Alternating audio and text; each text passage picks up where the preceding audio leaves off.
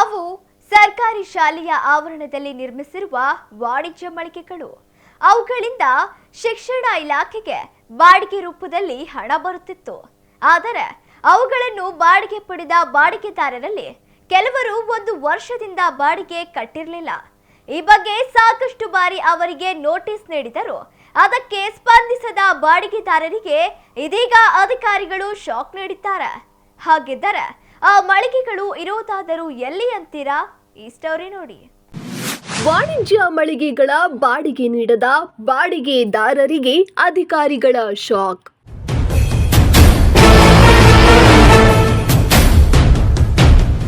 ಮಳಿಗೆಗಳನ್ನ seize ಮಾಡಿ ಬಾಡಿಗೆದಾರರಿಗೆ ಬಿಸಿ ಮುಟ್ಟಿಸಿದ ಅಧಿಕಾರಿಗಳು.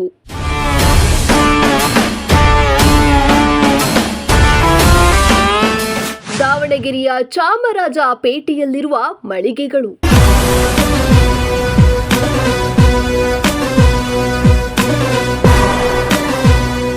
ದಾವಣಗೆರೆ ನಗರದ ಚಾಮರಾಜಪೇಟೆಯಲ್ಲಿರುವ ಸರ್ಕಾರಿ ಶಾಲೆಯ ಆವರಣದಲ್ಲಿ ಸುಮಾರು 365 ವಾಣಿಜ್ಯ ಮಳಿಗೆಗಳನ್ನು ನಿರ್ಮಾಣ ಮಾಡಿದ್ದು ಅವುಗಳನ್ನು ಬಾಡಿಗೆ ನೀಡಲಾಗಿತ್ತು. ಇದರಿಂದ ಶಿಕ್ಷಣ ಇಲಾಖೆಗೆ ಆದಾಯ ಕೂಡ ಬರ್ತಿತ್ತು. ಆದರೆ ವಾಣಿಜ್ಯ ಮಳಿಗೆ ಬಾಡಿಗೆ ಪಡೆದ ಬಾಡಿಗೆದಾರರಲ್ಲಿ 170 ಮಳಿಗೆಗಳ ಮಾಲೀಕರು ಕಳೆದ 1 ವರ್ಷದಿಂದ ಬಾಡಿಗೆ ಕಟ್ಟಿರಲಿಲ್ಲ.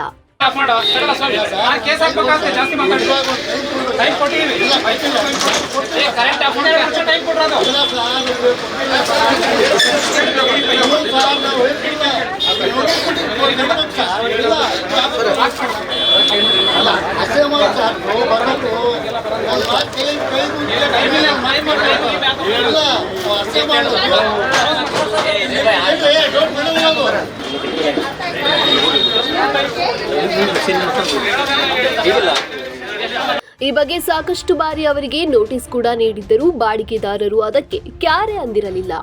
ಈ ಹಿನ್ನೆಲೆಯಲ್ಲಿ ತಹಶೀಲ್ದಾರ್ ಅಶ್ವಥ್ ಹಾಗೂ ಡಿಡಿಪಿಐ ಕೊಟ್ರೇಶ್ ನೇತೃತ್ವದ ತಂಡ ಇಂದು ಮಳಿಗೆಗಳ ಮೇಲೆ ದಾಳಿ ಮಾಡಿ ಬಾಡಿಗೆ ಕಟ್ಟದೆ ಬಾಕಿ ಉಳಿಸಿಕೊಂಡ ಬಾಡಿಗೆದಾರರಿಗೆ ಶಾಕ್ ನೀಡಿದ್ದಾರೆ. 170 ಮಳಿಗೆಗಳಿಂದ 50 ಲಕ್ಷಕ್ಕೂ ಅಧಿಕ ಬಾಡಿಗೆ ಹಣ ಬಾಕಿ ಉಳಿದಿದ್ದು, ಬಾಕಿ ಉಳಿಸಿಕೊಂಡಿದ್ದ ಮಳಿಗೆಗಳಿಗೆ ಬೀಗ ಹಾಕಿ ಸೀಸ್ ಮಾಡುವ ಮೂಲಕ ಬಿಸಿ ಮುಟ್ಟಿಸಿದ್ದಾರೆ. ಸುಮಾರು 1.5 ವರ್ಷದ ಹಿಂದೆ ಆಲ್ರೆಡಿ ಇವರಿಗೆಲ್ಲ ಈ ಯಾರು ಬಾಡಿಗೆ ಕಟ್ಟಿಲ್ವಲ್ಲ ಸರ್ಕಾರಕ್ಕೆ ಅವರಿಗೆ ಕರೆದುಬಿಟ್ಟು ಆದಷ್ಟು ಬೇಗ ನೀವು ಬಾಡಿಗೆನ ಕಂತಾಗಿ ಕಟ್ಟಿ ಅಂತಂತ ಹೇಳಿದ್ವಿ.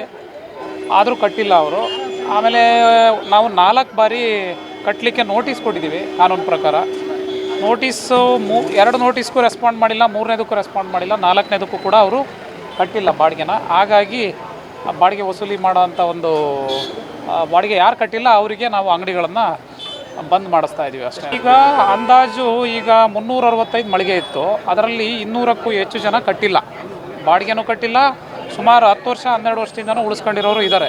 ಹಾಗಾಗಿ ಈಗ ಅವರು 1,400 ಪ್ಲಸ್ ಬಾಡಿಗೆ ಕಟ್ಟಬೇಕು ಅಷ್ಟೇ. ಅದನ್ನು ಕೂಡ ಅದೇ ಹೇಳಿದ್ನಲ್ಲ, 100 ಅಂಗಡಿಯವರು ಕಟ್ಟಿದ್ದಾರೆ, ಇನ್ನು ಉಳಿದವರು 250 ಪ್ಲಸ್ ಅಂಗಡಿಗಳವರು ಕಟ್ಟಿಲ್ಲ.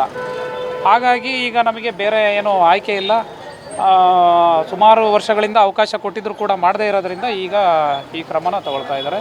ಒಟ್ಟು 365 ಮಳಿಗೆಗಳಿದ್ದಾವೆ. 365 ಮಳಿಗೆಗಳಲ್ಲಿ 180 ಮಳಿಗೆದು ಬಾಕಿ ಇತ್ತು. ಇದು ಲಾಸ್ಟ್ ಶನಿವಾರ ಅಂತಿಮ ನೋಟಿಸ್ ಕೊಟ್ಟ ಮೇಲೆ 10 ಮಳಿಗೆಯವರು ಕಟ್ಟಿದ್ರು, ಇನ್ನು 170 ಮಳಿಗೆಯವರು ಕಟ್ಟಬೇಕಾಗಿತ್ತು. ಸುಮಾರು 50 ಲಕ್ಷ ರೂಪಾಯಿಗಿಂತ ಹೆಚ್ಚು ನಮಗೆ ಬಾಡಿಗೆ ಬರೋದಿದೆ. ಇದರಲ್ಲಿ ತಹಸೀಲ್ದಾರ್ ಅವರು ಇದ್ದಾರೆ, ಪೊಲೀಸ್ ಇಲಾಖೆಯವರು ಇದ್ದಾರೆ, ಈ ಶಿಕ್ಷಣ ಇಲಾಖೆ ಇರೋದಿದೆ.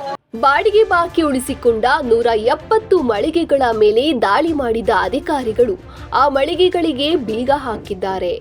ವರ್ತಕರು 10 ರಿಂದ 15 ದಿನ ಕಾಲಾವಕಾಶ ನೀಡುವಂತೆ ಮನವಿ ಮಾಡಿದರಲ್ಲದೆ ಬಾಕಿ ಉಳಿದಿರುವ ಹಣ ಕಟ್ಟಿಸುವ ಭರವಸೆ ನೀಡಿದರು. ಆದರೆ ಅಧಿಕಾರಿಗಳು ಮನವಿಗೆ ಸ್ಪಂದಿಸದೆ ಬೀಗ ಹಾಕಿ ಸೀಸ್ ಮಾಡಿದ್ದಾರೆ.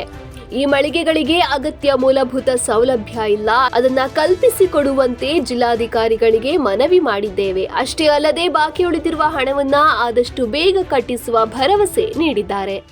ಕೆಲವೊಬ್ಬರು ಭಾಳ ಪೂರ ಎಲ್ಲ 30% ಜನ ಇಲ್ಲಿ ಬ್ಯಾಲೆನ್ಸ್ ಉಳಿಸ್ಕೊಂಡಿದ್ದಾರೆ. ಅವ್ರು ರಿಕ್ವೆಸ್ಟ್ ಮಾಡ್ಕೊತ ಇದ್ದಾರೆ, ಇದೊಂದು ಲಾಸ್ಟ್ ಟೈಮ್ ನನಗೆ 10 ಡೇಸ್ ಟೈಮ್ ಕೊಡಿ, 10 ಡೇಸ್ನಲ್ಲಿ ನಾವು ಕಟ್ತೀವಿ ಅಂತ. ಕೆಲವರು 50% ಕಟ್ತೀವಿ ಈಗ ತೊಗೊಳ್ರಿ, 50% ನಮಗೆ ಮಾರ್ಜಿನ್ ಕೊಡ್ರಿ ಅಂತ ಕೇಳ್ಕೊಳ್ತಾ ಇದ್ದಾರೆ. ಬಟ್ ಜಿಲ್ಲಾಧಿಕಾರಿಗಳು ಆದೇಶ ಅಷ್ಟೇ ಅವ್ರು ಹೇಳ್ತಿದ್ದಾರೆ. ಜಿಲ್ಲಾಧಿಕಾರಿ ನಮಗೆ ಕಾಂಟ್ಯಾಕ್ಟ್ ಆಗ್ತಾ ಇಲ್ಲ ಮಾತಾಡೋದಕ್ಕೆ. ಸೊ ಅವರಿಗೆ ನಾವು ರಿಕ್ವೆಸ್ಟ್ ಮಾಡ್ಕೊತಾ ಇದ್ದೀವಿ, ಈಗ ಇಷ್ಟೇ ಆಗಿದೆ ಅಂತೆ ಒಂದು 15 ದಿವಸ ಅವ್ರು ಟೈಮ್ ಕೊಟ್ಟರೆ ಅವ್ರು ಪೂರ್ಣ ಕೊಡ್ತೀವಿ, ಎಲ್ಲಿದ್ರೆ ನಾವು ಅಂಗಡಿನೇ ಖಾಲಿ ಮಾಡಿ ಬೀಗ ಮಾಡ್ಕೊಳ್ರಿ ಅಂತ ಲಾಕ್ ಮಾಡಿರಿ ಅಂತ ಹೇಳ್ತಾರೆ. ಈ ಒಂದು ಇವತ್ತು ಸೀಸ್ ಮಾಡಲಿಕ್ಕೆ ಏನು ಸಾಹೇಬರು ಬಂದಿದ್ದಾರೆ, ಇದು ಅತ್ಯಂತ ದುರ್ದೈವದ ವಿಷಯ.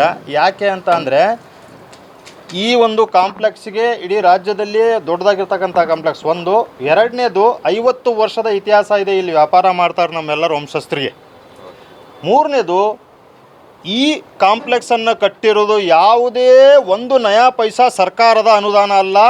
ನಾವು ಅಡ್ವಾನ್ಸು 5 ವರ್ಷ ಮಳಿಗೆ ಕಟ್ಟೋದಕ್ಕಿಂತ ಮುಂಚೆ ಕೊಟ್ಟಿರ್ತಕ್ಕಂಥ ದುಡ್ಡಿನಲ್ಲಿ ಮಳಿಗೆ ಕಟ್ಟಿರೋದು. ಈ ಮಳಿಗೆಗಳನ್ನು ಕಟ್ಟಿರೋದು ನಾವು ಕೊಟ್ಟಿರ್ತಕ್ಕಂಥ ದುಡ್ಡಿನಲ್ಲಿ ಮಳಿಗೆ ಕಟ್ಟಿರೋದು, ಸರ್ಕಾರದ ಅನುದಾನ ಅಲ್ಲ, ಸರ್ಕಾರದ ಬರೀ ನೆಲಬಾಡಿಗೆ ಜಾಗ. ಆದ್ದರಿಂದ ಈಗ ನಾವೇನು ಮಾಡ್ತಾ ಇದ್ದೀವಿ, ಈ ಹಿಂದೆ ಜಿಲ್ಲಾಧಿಕಾರಿಗಳಿಗೆ ನಾನು ಈ ಮೂಲಕ ನಾನು ಧನ್ಯವಾದ ಹೇಳಲಿಕ್ಕೆ ಇಷ್ಟಪಡ್ತಾ ಇದ್ದೀನಿ ಜಿಲ್ಲಾಧಿಕಾರಿಗಳಿಗೆ. ಒಟ್ಟಿನಲ್ಲಿ ಮಳಿಗೆಗಳ ಬಾಡಿಗೆ ಕಟ್ಟಿದ ಬಾಡಿಗೆದಾರರಿಗೆ ಇದೀಗ ಅಧಿಕಾರಿಗಳು ಬಿಸಿ ಮುಟ್ಟಿಸುವ ಕೆಲಸ ಮಾಡಿದ್ದು, ಇನ್ನಾದ್ರೂ ಬಾಡಿಗೆದಾರರು ಬಾಕಿ ಉಳಿದಿರುವ ಬಾಡಿಗೆ ಕಟ್ಟುತ್ತಾರಾ ಎಂಬುದನ್ನ ಕಾದು ನೋಡಬೇಕಿದೆ.